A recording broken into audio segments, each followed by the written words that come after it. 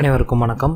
இன்னைக்கு நாம இந்த பகுதியில் எதை பற்றி பார்க்க போகிறோம் அப்படின்னா, நுரையீரலில் இருக்கக்கூடிய சளியை வெளியேற்றும் ஒரு அற்புதமான ஒரு பானத்தை பற்றி தான் இந்த பதிவில் நம்ம பார்க்க போகிறோம். இப்போ இந்த பானத்தை எப்படி தயாரிக்கிறது அப்படின்றத நம்ம பார்க்கலாம். இதற்கு தேவையான பொருட்கள் என்னென்ன வேணும் அப்படின்றத நம்ம பார்க்கலாம். பதிவுக்குள்ள போகிறதுக்கு முன்னாடி இன்னும் நம்மளோட சேனலை சப்ஸ்கிரைப் பண்ணாதவங்க மறக்காம சப்ஸ்கிரைப் பண்ணிக்கோங்க. இந்த பானத்தை நாம தயார் பண்ணுறதுக்கு நம்மளுக்கு தேவைப்படக்கூடிய பொருள் என்னன்னு பார்த்தீங்கன்னா, ஒரு கைப்பிடி அளவுக்கு துளசி மற்றும் தூதுவளை, ஒரு வெற்றிலையுடன் சிறிது சுக்கு, ஒரே ஒரு டேபிள் ஸ்பூன் அளவுக்கு மிளகு, அடுத்ததா கொத்தமல்லி விதைகள். இவை எல்லாமே நீங்க என்ன பண்ணணும் அப்படின்னா, 1/4 லிட்டர் தண்ணியில கொதிக்க வைத்து இறக்கணும். பின்னாடி இந்த தண்ணீரை பெரியவங்களா இருந்தாங்க அப்படின்னா 100 மில்லி, சின்னவங்களா இருந்தாங்க அப்படின்னா 50 மில்லி, 8 வயதுக்கும் குறைவான குழந்தைகளா இருந்தாங்க அப்படின்னா 10 மில்லி அளவும் கொடுத்து வர நுரையீரல்ல இருக்கும் தங்கி இருக்கும் சளிகள் எல்லாமே வெளியேறிடும். மேலும் உங்களுடைய நுரையீரல் பாத்தீங்க அப்படின்னா பலமா இருக்கும். இந்த செயல்முறையை நீங்க யார் வேணா பயன்படுத்தலாம். சின்னவங்கள இருந்து பெரியவங்க வரைக்கும் யார் வேணா இதை பயன்படுத்தலாம்.